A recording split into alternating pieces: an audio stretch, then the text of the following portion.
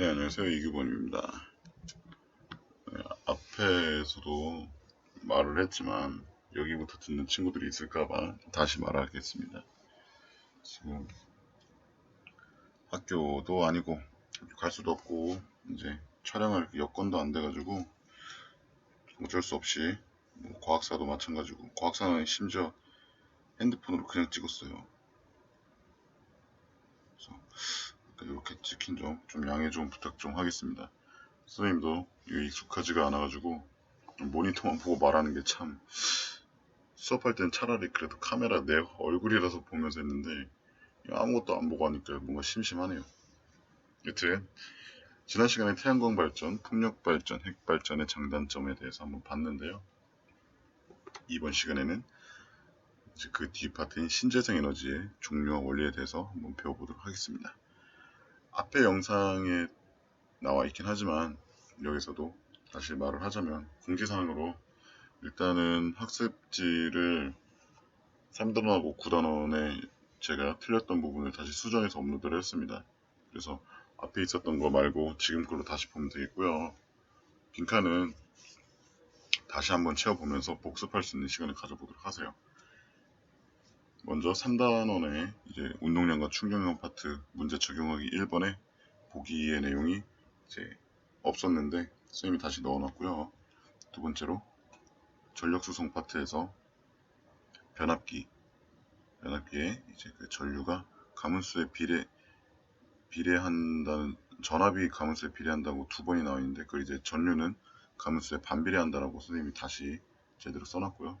그 다음에 역시 동일한 파트에서 아래쪽에 이제 문제에서 맨 마지막 문제 발전소에서부터 소비지까지 어떤 과정으로 오느냐 어떻게 오느냐 하는 데에서 보기가 정작 답이 없어가지고 다시 만들었습니다.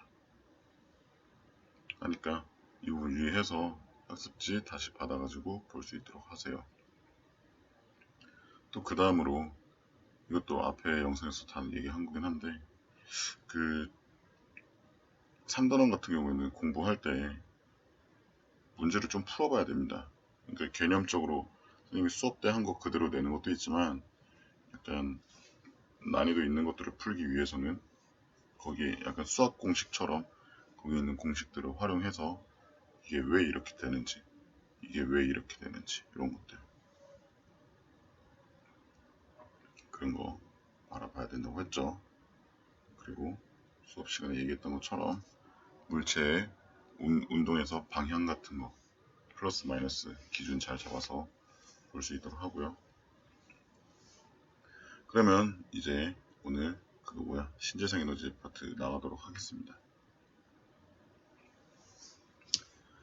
지난 시간에는 일단 요거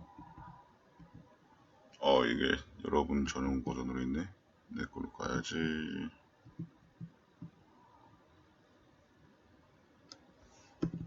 이렇게 요거 표를 봤었는데요.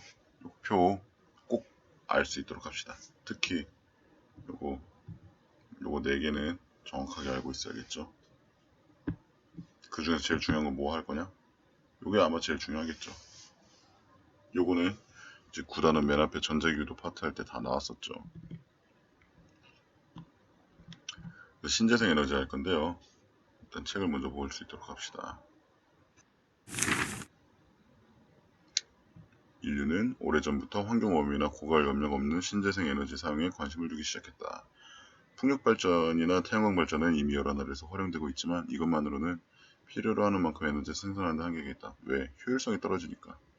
그래서 인류가 지속해서 사용할 수 있는 다른 에너지원에는 어떤 게 있는지 한번 봅시다. 첫 번째는 해양 에너지입니다. 해양. 바다죠, 바다.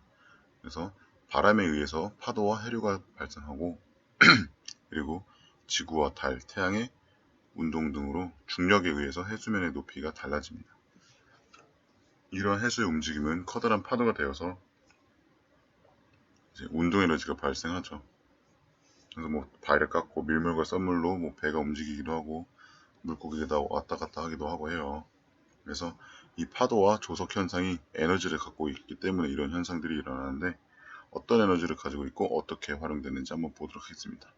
신재생 에너지란 무엇인지 이걸로 한번 보세요. 화석 연료를 대체하여 열이나 전기를 생산하거나 재생 가능한 에너지로 전환시켜서 이제 이용하는 에너지를 얘기한다고 합니다. 그래서 이제 그 해양 에너지는 파력 발전과 조력 발전이 있는데, 먼저 파력 발전을 보도록 하겠습니다. 그림 기타 크네요. 이 원리를 보면 이게 번호가 순서대로예요. 이거 잘 봅시다. 이 과정 진짜 중요합니다.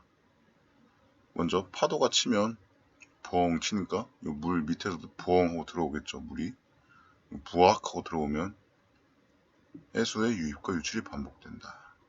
이게 이제 들어오겠죠. 들어오면은 해수면이 어떻게 되겠어요? 이거 푹 파도 쳐서 들어오면은 이거 푹 차겠죠. 싹 빠지면 물이 싹 빠지겠죠. 그러니까 해수면 높이가 높낮이가 반복이 됩니다. 여기에 이제 공기가 가득 차 있을 텐데, 얘 딱 누르면 공기가 압축이 되겠죠. 이리로 슉 빠져나가려 할 거고, 여기 싹 빠지면 얘가 공기가 팽창되니까 얘가 싹 들어올라 할 겁니다. 그래서 공기의 압축과 팽창이 계속 반복되는데요. 이 압축과 팽창에 의해서 발전기가 돌아간다는 거죠. 이게 바로 파력발전의 원리입니다. 조력발전 같은 경우는 약간 달라요. 조력발전은 밀물 때, 여기가 이제 바다입니다. 여기가 바다인데, 밀물 때 물이 안으로 들어오면은 약간 그 수력발전처럼 그냥 물이 들어오면서 그 물의 운동 에너지에 의해 터빈이 회전하는 겁니다. 썰물 때 빠져나가면서 또 돌겠죠. 그래서 요거 일단 과정 한번 설명할 수 있어야 돼요. 요거 별표 틱틱틱틱틱, 내 손이 별표를 그릴 거야.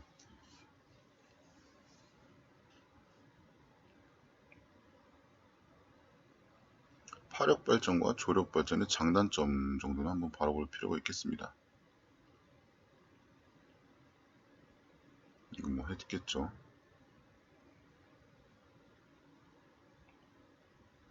장점, 해양에 항상 존재하는 힘을 이용하므로 온실기체의 배출이 없다. 당연한 거죠. 단점, 단점이 엄청 많네요. 파력 발전, 날씨에 영향을 많이 받아요. 바람이 없고 잔잔한 날에는 쓸모가 없습니다. 쓰나미가 불면은 쓸모가 없습니다. 망가지거든. 조력 발전, 조수관만의 차가 큰 곳에서만 설치가 가능하죠. 또 호수가 있어야 됩니다. 호수. 그러니까 밀물 썰물 여기 왔다 갔다 하면 요 옆에 들어왔다 나왔다 할 그 받침대가 있어야 될 거 아니에요. 그 받침대를 호수가 역할을 하는데, 호수가 받침대 역할을 하려면 그만큼 커야겠죠. 물이 더 많이 왔다 갔다 할 수 있도록. 그래서 이 호수를 만들려면 환경 문제가 또 발생하게 됩니다. 그리고 이 둘의 높이차가 같으면 결국에는 물이 왔다 갔다 할 그게 없잖아. 그러니까 발전량도 적겠죠. 개선해야 될 점이 뭐냐 보면은 뭐 이렇게 당연한 거죠. 한번 싹 볼 수 있도록 합시다. 그래서 파력 발전은 파도가 가진 에너지를 전기 에너지로 전환하는 발전 방식이고, 이제 이게 다양한 방식으로 할 수 있는데, 여기 제주도가 아까 우리가 바라본 그거죠. 그래서 어느 바다에서나 개발할 수 있지만 송전선의 거리가 짧고 수심이 깊지 않으면서 파도가 풍부한 연안 지역이 적절하다고 하네요. 연안 지역이라 하면 그 바닷가겠죠. 조력 발전은 밀물과 썰물로 생긴 조류의 발전기로 돌리는 거기 때문에 이거 연안 지역, 그러니까 송전선에 뭔가 있지만 하고 송전선의 거리가 짧고 수심, 이거는 뭔가 단점 같이 보이잖아요. 이거 단점이 아니라 이러한 특징을 가지고 있는 연안 지역에 설치를 하면 비용이 그만큼 절감되고 효율이 어느 정도 높다는 거겠죠. 바다 한가운데 지으면 거기까지 전선 어떻게 땡겨와, 그지? 그런 거 얘기하는 겁니다. 조력 발전은 아까 말했던 것처럼 이렇게 양방향 모두 사용하는 데도 있고 한 방향만 사용하는 방식도 있어요. 이제 서해 같은 경우에는 조수관만의 차가 크기 때문에 조력 발전 같은 경우는 이제 서해에 이렇게 짓게 된다 합니다. 시화호 이제 조력 발전소도 요거. 시화호가 군산 쪽에 있나? 안산 쪽에 있나? 기억이 안 나네. 여기 보면 보이겠지만 여기 자세히 보면 이게 다 태양광 발전입니다. 이렇게 다닥다닥 어떻게든 효율을 내야 된다는 거죠. 여기 그냥 콘크리트로 때울 바에는 태양광 싹 설치하면 편하잖아. 그런 거죠.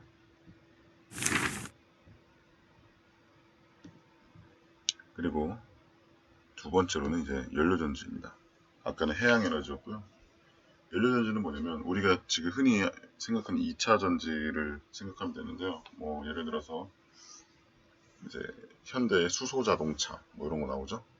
울산에는 이미 뭐 이렇게 나오는데 대구에도 이제 조금씩 나오고 있어요.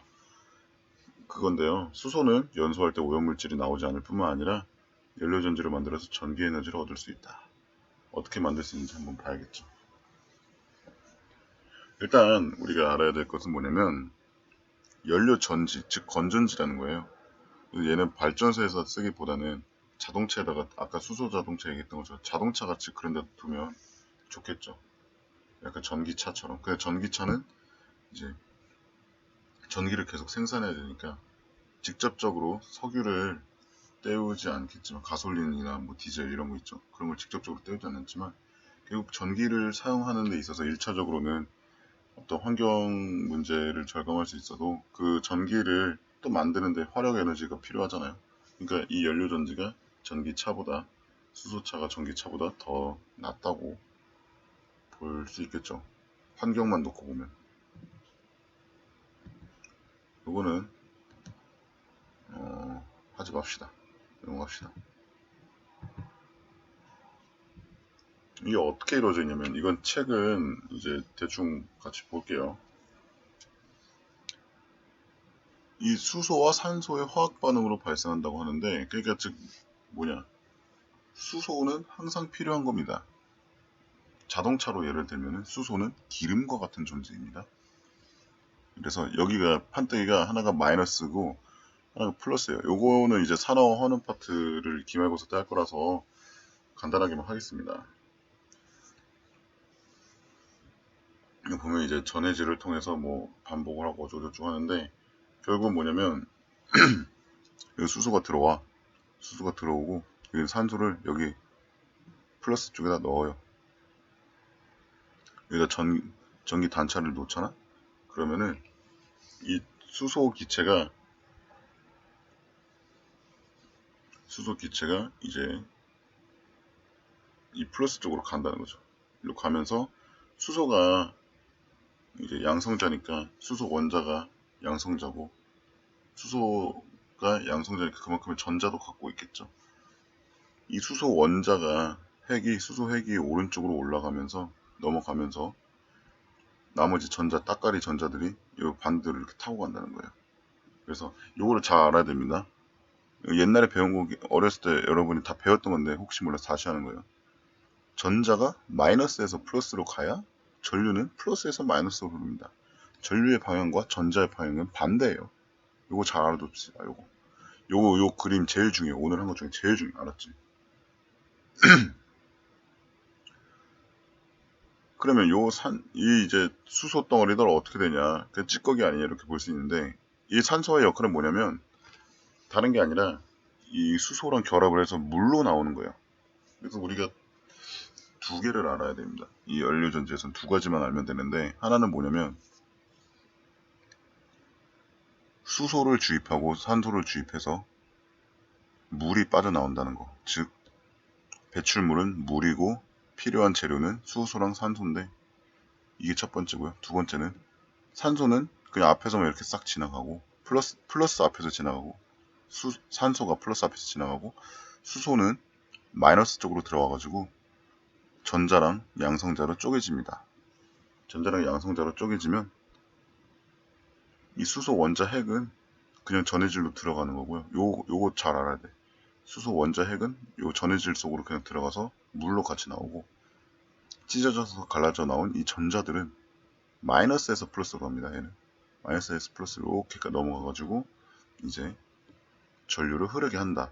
이때 전류의 방향은 전자가 마이너스에서 플러스로 왔으니까 당연히 전류는 거꾸로니까 플러스에서 마이너스 이쪽 방향으로 전류가 흐른다고 볼 수 있겠죠. 전류의 방향은 뭐다? 전자의 움직임의 반대 방향이다. 이렇게 보면 되겠습니다.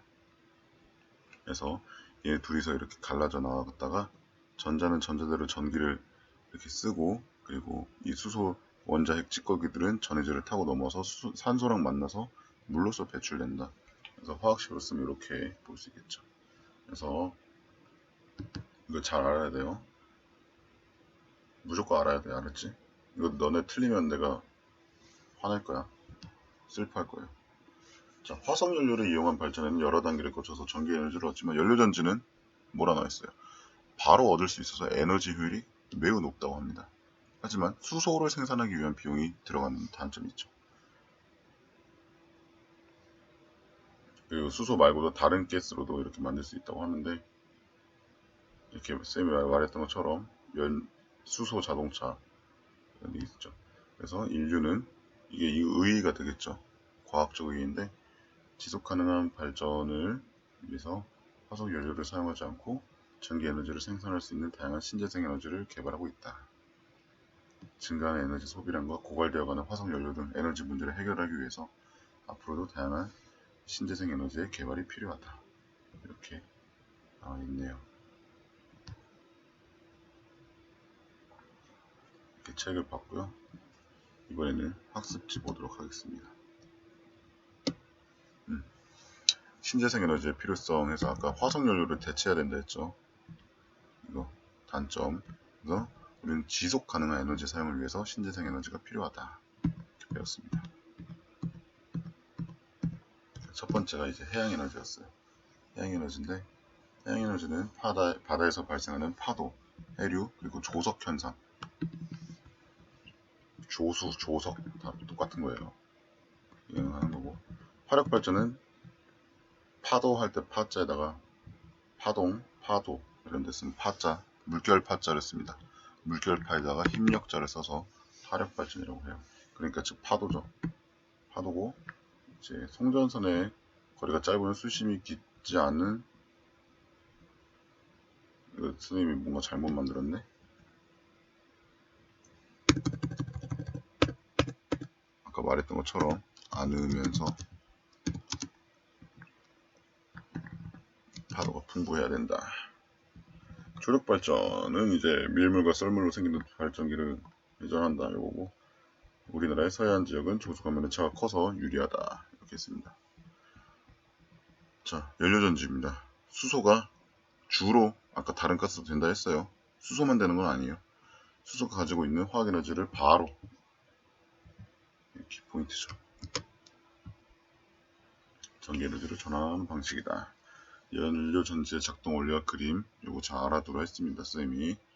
장점은 이제 배기가스가 발생하지 않고 뭐만 배출된다 했어요. 아까 여기 물만 배출된다 했습니다. 물만 배출돼.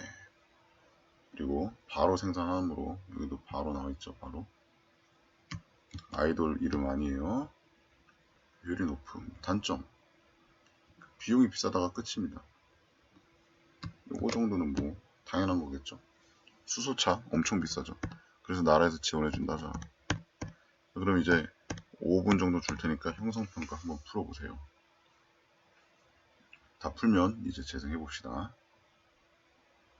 자, 화력발전의 이제 과정을 순서대로 나열하시오. 아까 뭐 어떻게 된다 했어요? 일단 발전기 안으로 바닷물이 들어놔야겠죠. 그럼 어떻게 돼요? 발전기 내에서 해수면이 위아래로 움직인다 했어요. 위아래로 움직이면 그 위에 공기가 어떻게 된다 했어요? 압축과 팽창을 반복한다. 그러면 어떻게 된다 했어요? 터빈이 돌아간다 해서 기역, 디귿, 리을, 니은이 되겠죠. 1, 2, 3, 4 이렇게 되겠습니다. 자, 요것도 중요하다 했습니다. 일단 A에서 B로 이동하는 게 가끔 뭔지 쓰는 건데, 전구에 뭐가 움직인다 했어요. 여기 전자가 움직인다 했습니다. 전자. 그리고 여기는 전해질로는 뭐가 움직인다 했어요. 바로 수소 양성자, 수소 원자 핵.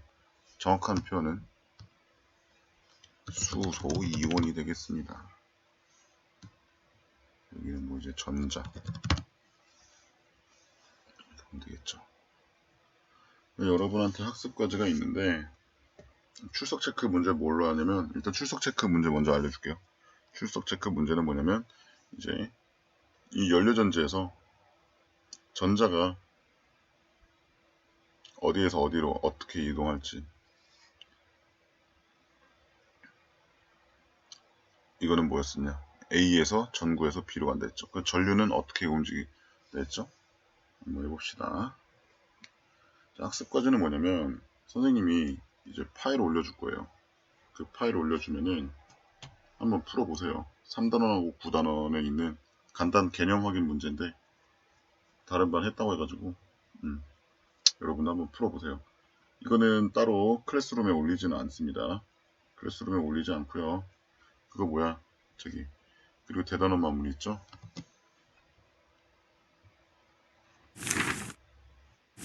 요거 이렇게 이렇게 한 장 한번 풀어서 이거는 똑같이 채점하고 한번 올려보도록 하세요. 그래서 다음 시간에는 이제 앞에 여기 정리하기랑 이제 요거 문제 풀이 요거 요거 네 문제만 할게요. 4개 문제 풀이 그 다음에 이제 저 뭐야 학습까지 아까 내줬던 거 그렇게 한번 풀어보도록 하겠습니다. 그리고 이제 남은 시간 동안 뭐 하면 되겠어요? 지금 얼른 빨리 풀면 되겠죠. 자, 그러면 열심히 문제 풀 수 있도록 합시다. 그리고 우리 다음 시간에 볼 수 있게 바라며 안녕.